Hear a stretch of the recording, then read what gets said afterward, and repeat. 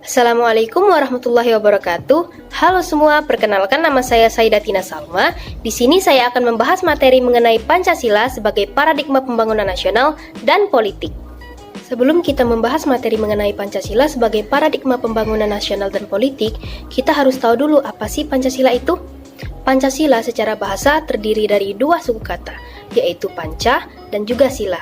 Kata panca memiliki arti 5, sementara kata sila memiliki arti sebagai asas, aturan, atau dasar. Jadi, kalau kita simpulkan, Pancasila itu memiliki arti sebagai 5 aturan dasar yang mengatur penyelenggaraan serta kehidupan berbangsa dan bernegara, khususnya di negara Indonesia. Kalau secara sederhana, Pancasila bisa diartikan sebagai ideologi dasar yang berisikan aturan-aturan tentang bagaimana cara kita hidup dan juga mengatur pemerintahan negara. Kemudian, apakah teman-teman semua masih ingat apa saja sih isi dari Pancasila?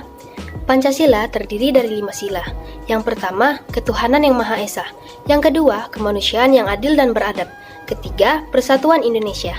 Keempat, kerakyatan yang dipimpin oleh hikmat kebijaksanaan dalam permusyawaratan perwakilan. Dan yang kelima, keadilan sosial bagi seluruh rakyat Indonesia. Sebelum lanjut ke materi utama, kita juga harus tahu dulu apa sih paradigma itu. Paradigma berasal dari bahasa Latin, yaitu kata para dan digma. Para berarti di samping, di sebelah, dan dikenal. Sedangkan digma berarti suatu model, teladan, dan ideal. Paradigma diartikan sebagai asumsi dasar atau asumsi teoritis yang umum, sehingga paradigma merupakan suatu sumber nilai, hukum, dan metodologi. Istilah paradigma awalnya dipergunakan dan berkembang dalam dunia ilmu pengetahuan, terutama dalam filsafat ilmu pengetahuan. Sesuai dengan kedudukannya, paradigma memiliki fungsi yang strategis dalam membangun kerangka berpikir dan strategi penerapannya, sehingga setiap ilmu pengetahuan memiliki sifat, ciri, dan karakter yang khas. Selanjutnya, kita akan bahas materi utama kita, yaitu yang pertama, Pancasila sebagai paradigma. Dalam konteks negara Indonesia, paradigma yang diyakini kebenarannya adalah Pancasila. Pancasila bisa dikatakan sebagai paradigma karena Pancasila dijadikan landasan, acuan, metode, nilai, dan tujuan yang ingin dicapai dalam setiap program pembangunan nasional. Menurut Pipit Hanafiah, menempatkan Pancasila sebagai paradigma berarti menempatkan Pancasila sebagai sistem nilai acuan, kerangka acuan berpikir, pola acuan berpikir, atau yang lebih jelasnya sebagai sistem nilai yang dijadikan kerangka landasan, kerangka cara, dan sekaligus kerangka arah dan tujuan bagi yang menyandangnya. Lalu, bagaimana dengan Pancasila sebagai paradigma pembangunan nasional?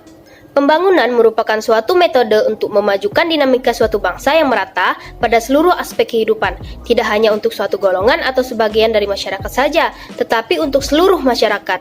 Pembangunan nasional merupakan upaya untuk meningkatkan mutu atau kualitas manusia dan masyarakat yang dilaksanakan secara terus-menerus dengan berdasarkan kemampuan nasional dan memanfaatkan kemajuan ilmu pengetahuan dan teknologi, serta mengamati tantangan perkembangan global.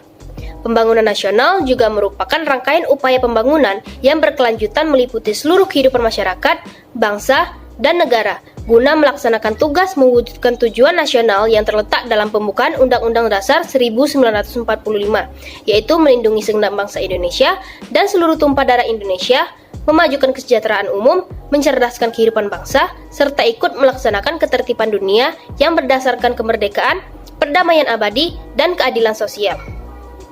Hal tersebut dapat terwujud melalui pelaksanaan penyelenggaraan negara yang berkedaulatan rakyat serta demokratis dengan mengutamakan persatuan dan kesatuan bangsa berdasarkan Pancasila dan UUD 1945. Penyelenggaraan negara dilakukan melalui pembangunan nasional pada segala aspek kehidupan bangsa oleh penyelenggara negara, yaitu lembaga-lembaga negara bersama dengan segenap rakyat Indonesia di seluruh wilayah negara Republik Indonesia.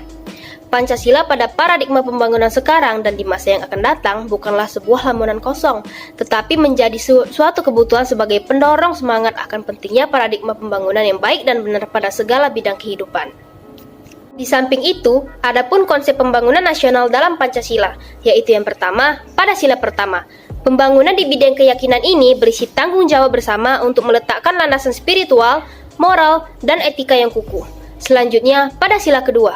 Konsep pemikiran pembangunan pada sila kedua ini termasuk peningkatan martabat, hak dan kewajiban asasi warga negara, serta pembasmian segala bentuk penindasan dari pihak manapun, kesengsaraan, maupun ketidakadilan. Lalu, pada sila ketiga, Pembangunan pada sila ketiga ini guna mendirikan stratifikasi masyarakat Indonesia yang beraneka ragam, antara lain yaitu peningkatan pembinaan bangsa sehingga ras kesetiakawanan semakin kuat dalam memperkokoh persatuan dan kesatuan bangsa. Kemudian, pada sila keempat, pembangunan yang berurusan dengan demokrasi melibatkan pengembangan politik demokrasi Pancasila yang memelihara stabilitas nasional yang dinamis dan tanggung jawab politik warga negara, dan juga memberikan dorongan kepada peran serta dalam proses politik. Dan yang terakhir, pada sila kelima, prinsip keadilan wajib mencakup pengembangan dari pertumbuhan ekonomi yang cukup tinggi ditautkan dengan pemerataan pembangunan dan hasil-hasilnya menuju terwujudnya kemakmuran yang berkeadilan dalam sistem ekonomi sebagai upaya bersama yang berdasarkan pada azas kekeluargaan. Nah, salah satu contoh dari pembangunan nasional ini yaitu pembangunan revolusi industri 4.0 berdasar pada visi besar Indonesia dalam revolusi industri 4.0 yaitu membawa Indonesia menjadi 10 besar ekonomi pada tahun 2030. Pemerintah dalam Roadmap Making Indonesia fokus pada meningkatkan kemampuan dan keterampilan pada Angkatan Kerja Indonesia. Pembangunan yang sedang digalakkan perlu sebuah paradigma, yaitu seperti yang sudah saya bahas sebelumnya bahwa paradigma merupakan sebuah kerangka berpikir atau sebuah model mengenai bagaimana hal-hal yang sangat esensial dilakukan. Pada dasarnya, pembangunan itu bukan tujuan pada dirinya sendiri, tetapi suatu usaha pengembangan manusia. Dalam konsepsi ini, yang ditekankan bukan hanya hasil bermanfaat, tetapi proses pencapaian hasil juga penting. Pembangunan harus berparadigma Pancasila, yaitu pembangunan yang syarat muatan nilai yang berfungsi menjadi dasar pengembangan visi dan menjadi evaluasi atau mengawal terhadap pelaksanaan pembangunan. Dengan demikian, dalam pembangunan di era revolusi industri 4.0, tidak hanya fokus pada pertumbuhan ekonomi yang berbasis digital saja, tetapi juga bagaimana mengembangkan pembangunan di segala bidang yang mengacu pada Pancasila sebagai moral dasar bangsa. Lalu, bagaimana dengan Pancasila sebagai paradigma pembangunan politik?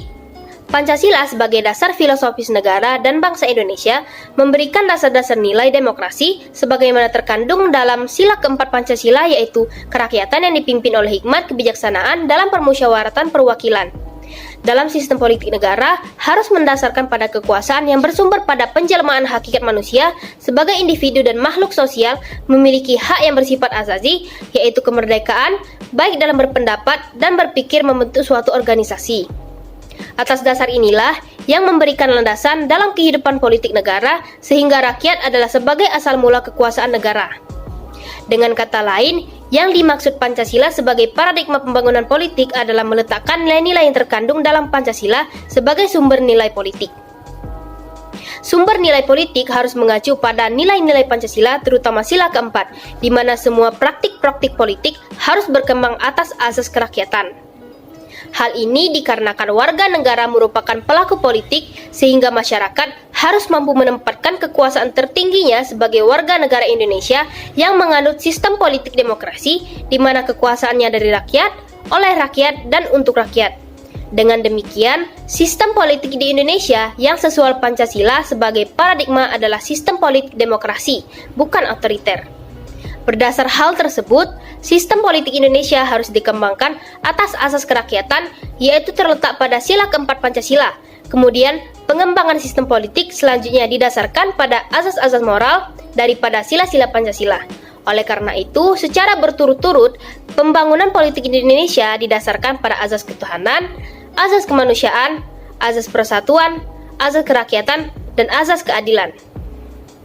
Dalam sila-sila Pancasila tersusun atas urutan-urutan yang sistematis, yaitu yang pertama, pengembangan dan aktualisasi politik negara berdasarkan moralitas berturut-turut yaitu moral ketuhanan yang terdapat dalam sila pertama.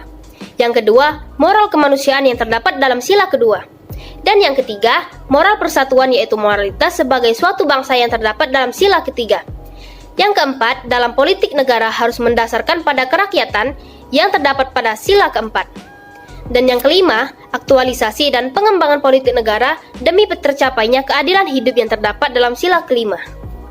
Secara garis besar, Pancasila sebagai paradigma pembangunan politik memiliki arti bahwa Pancasila bersifat sosial politik bangsa dalam cita-cita bersama yang ingin diwujudkan dengan menggunakan nilai-nilai dalam Pancasila.